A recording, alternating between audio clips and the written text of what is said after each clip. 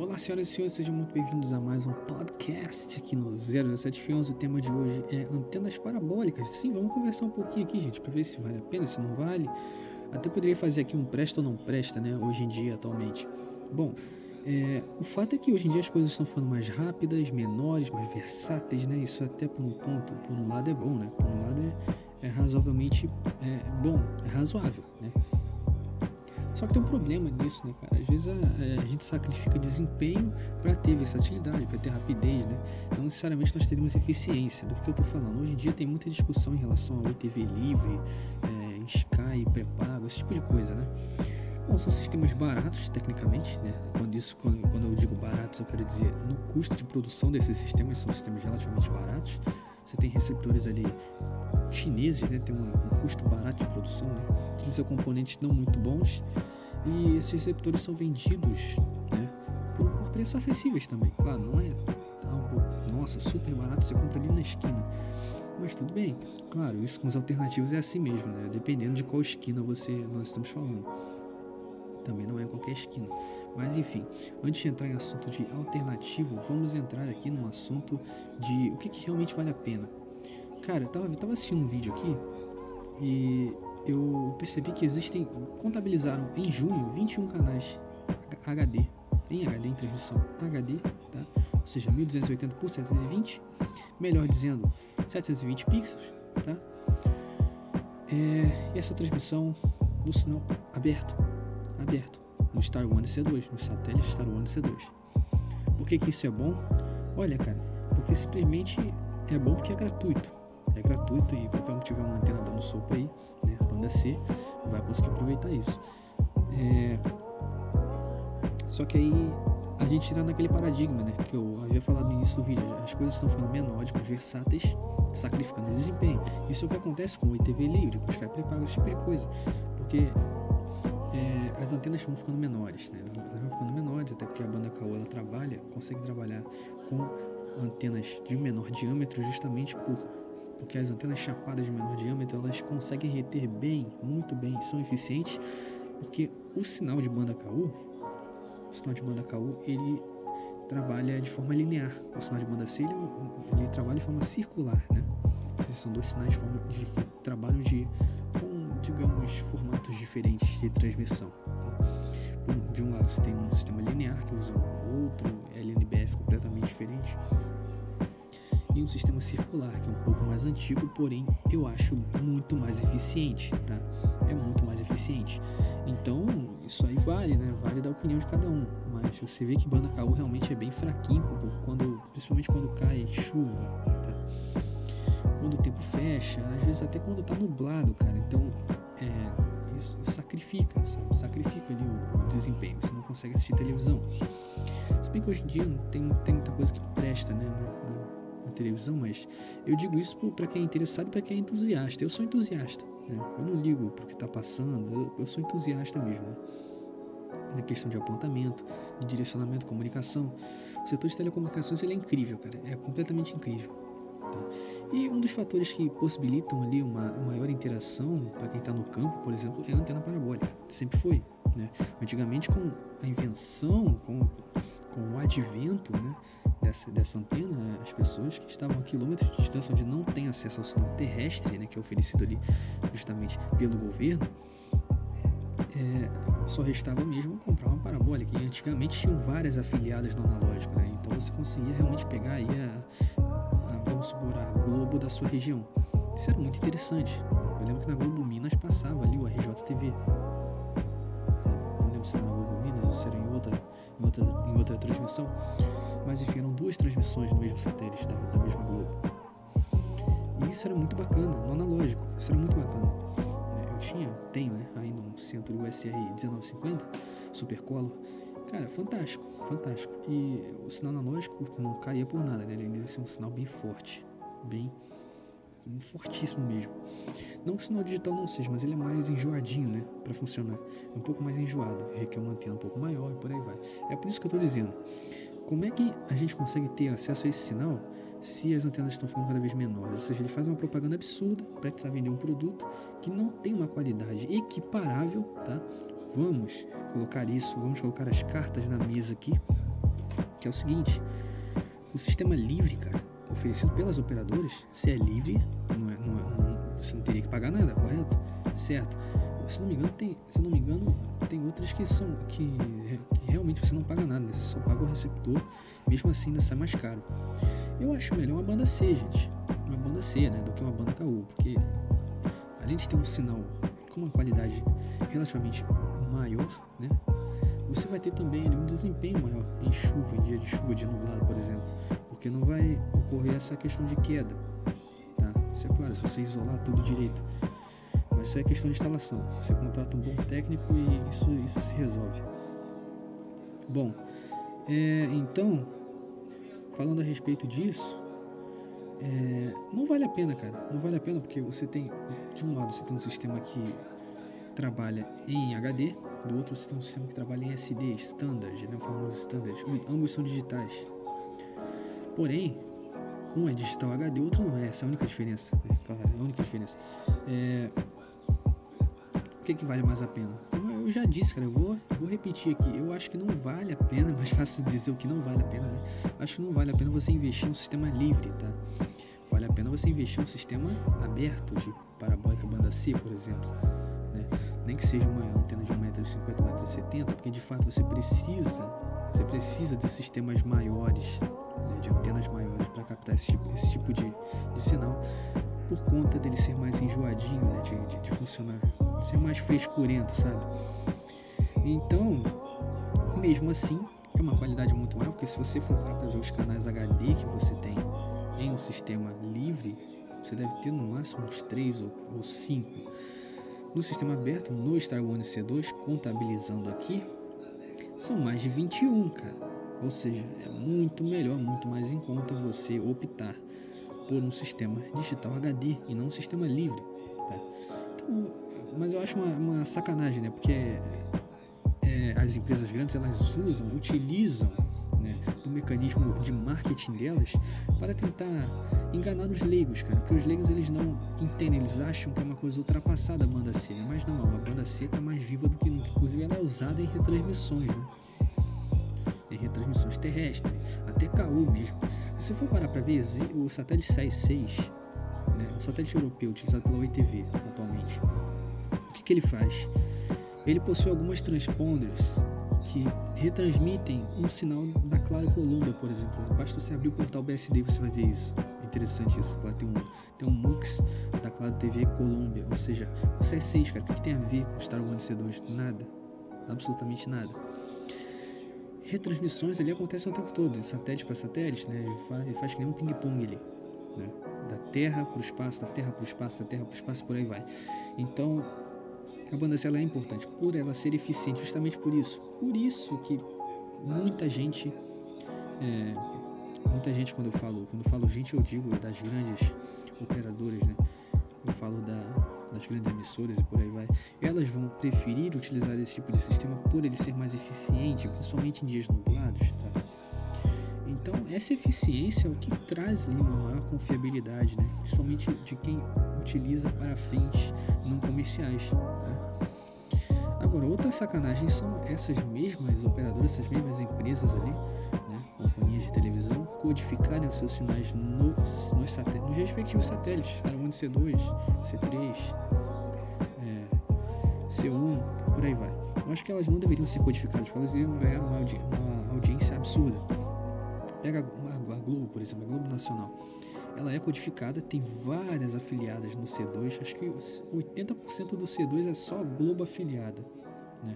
Eu já fiz um zapping aqui, vou deixar no card aí pra vocês verem. Então, gente, é muita afiliada da Globo, muita afiliada, tá?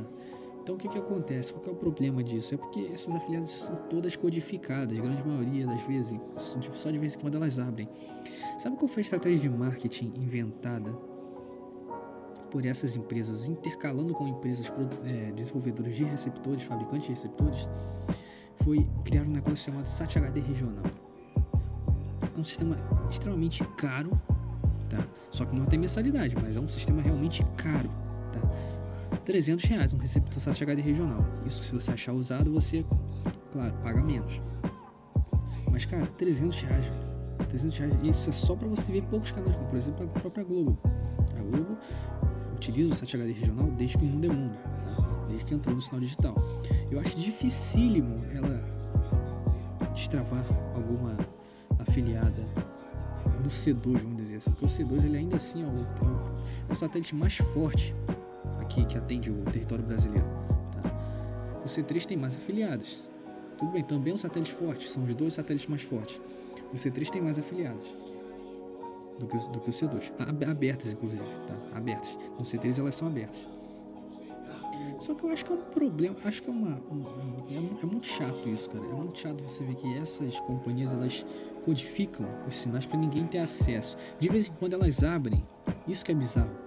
De vez em quando elas abrem esse sinal aí, talvez para fazer algum teste, né? Constantemente. É legal porque a galera que curte telecomunicações vê canais entrando e saindo, vê canais entrando em teste, né? Fica lá as color bars lá, né? Aquelas barras coloridas lá, quando não tem transmissão nenhuma. Às vezes vê o canal caindo. Isso é muito interessante porque você vê como é que essas companhias estão trabalhando, de certa forma, para tentar transmitir alguma coisa, às vezes para tentar, né? Dificultar as nossas vidas. Você consegue perceber isso porque é um sistema livre, aberto, né? Um sistema aberto, não é nada fixo, né? Então você aponta para um satélite e vê o que está acontecendo ali. Isso é muito incrível, cara. Sabe? Então eu acho que vale realmente a pena você investir na banda C, né? Ainda mais atualmente que são mais de 90 canais, sendo 21 deles em HD, já em HD, e talvez esse número até aumente, né? Porque eles estavam estudando, inclusive, transmitir sinal em 4K, né? Em 4K, via satélite. Eu acho a ideia sensacional, tá? Sensacional. Eu só espero que tenham bastantes afiliadas transmitindo isso. Muitas afiliadas. Mas sabe qual que é o problema que surgiu também? Como nós estamos encurtando o diâmetro das antenas, é claro que o sinal se deteriora, é óbvio. Então como é que alguém vai transmitir um sinal em 4K, seja em codec H264, seja em DVX, seja em MPEG-4, né, que é o famoso MP4, e o mais pesado de todos, né? O H264 é o mais em conta. Grande parte das emissoras transmite H264. E isso é interessante, porque se for transmitir em 4K, só pode ser H264 com antena pequena. Porque se for com antena grande, tá show de bola. Inclusive a gente entra num outro assunto que é o que? O descarte, né? Eu não sei, mas tem muita gente vendendo antena parabólica achando que acabou. Essa ideia acabou, não existe mais a transmissão via satélite só porque no meu receptor analógico não tem mais sinal. Às vezes a antena do cara tá no Brasil Sat B3, né? Que nem a minha tava. Eu achei que fosse problema no receptor, na época eu era leigo, né? Então eu realmente achei que fosse problema no receptor, mas era no apontamento. A antena estava no B3. O B3 já saiu de órbita tem muito tempo. Se não me engano, quem entrou no lugar dele foi o C3, o Star One C3. Então, gente, se você tem uma antena parabólica do tamanho que seja, se for uma Santa Rita, melhor ainda. Santa Rita, nossa, cara, muito bom. É uma antena, uma mega de uma antena. Se tiver uma antena dessa, não joga fora, não vende. Reforma ela. Compra um LNBF novo, né, super digital, corrige o apontamento e acabou, cara. Acabou. Se possível, compra um receptor digital HD. Se possível. Aí a gente entra naquela leva lá dos alternativos, do que é certo e o que é errado. Gente, olhando pela sacanagem que essas empresas fazem, né, de ficar codificando o sinal, eu deixo pela opinião do público. Tá? Deixo pela opinião do público. A minha opinião é que, desde que você não venda, né, a pirataria, o crime de cometer pirataria ali, ele é explícito justamente quando você comercializa tal conteúdo, tá? Agora, quando você está utilizando para fins próprios, aí eu não vejo como um crime, vocês estão me entendendo? Inclusive tem diversos artigos na lei aí que refletem exatamente esse meu pensamento. Essa é a minha opinião, tá, gente? Essa é a minha opinião. Então, a partir do momento que você não está divulgando a imagem de ninguém, que você não está comercializando tal conteúdo, tudo bem pro seu lado, tudo bem, né? O que você faz na sua casa é problema seu, né? Afinal, os satélites estão jogando sinais de micro-ondas ali na potência de 20, 25 watts no seu telhado, né? Agora, o que você vai fazer com esse sinal, né? É problema seu, cara, entendeu? É problema seu se tu vai captar o sinal, se tu vai desviar ele, não sei, mano, não sei. Tá caindo no seu telhado? Tá caindo na sua propriedade, você tem o direito de fazer o que você quiser com esse sinal, entende? Então, a minha visão em relação a tal assunto é essa. Uma visão realmente bem, eu diria até um pouco extremista em relação a isso, mas de fato, cara, de fato é. Se eles estivessem realmente preocupados com isso, eles teriam criado um protocolo eficiente, né? Existe aí, né, forma de codificação na Nagravision, Betacrypt, esse tipo de coisa, mas tudo isso não passa de uma simples fita isolante ali. Os receptores alternativos, eles simplesmente né, arrancam essa fita ali. E aí conseguem abrir basicamente tudo, né? Você tem vários sistemas aí, tem o sistema SKS, que é o Satellite Case System, né? Ele capta case, né? Ele capta chaves de desbloqueio de outros satélites. Inclusive isso é meio um pouco estranho, né? Porque como é que um satélite transmite chaves de desbloqueio para outro satélite, né? Eu acho algo muito suspeito, né? Acho algo no mínimo suspeito, porque não é possível, cara. Como é que você tem um satélite transmitindo chaves? Simplesmente foi proposital, não é possível. Foi algo proposital. Então, a minha opinião em relação a isso se você for fazer, cara, que você faça e não venda, não comercialize, tá?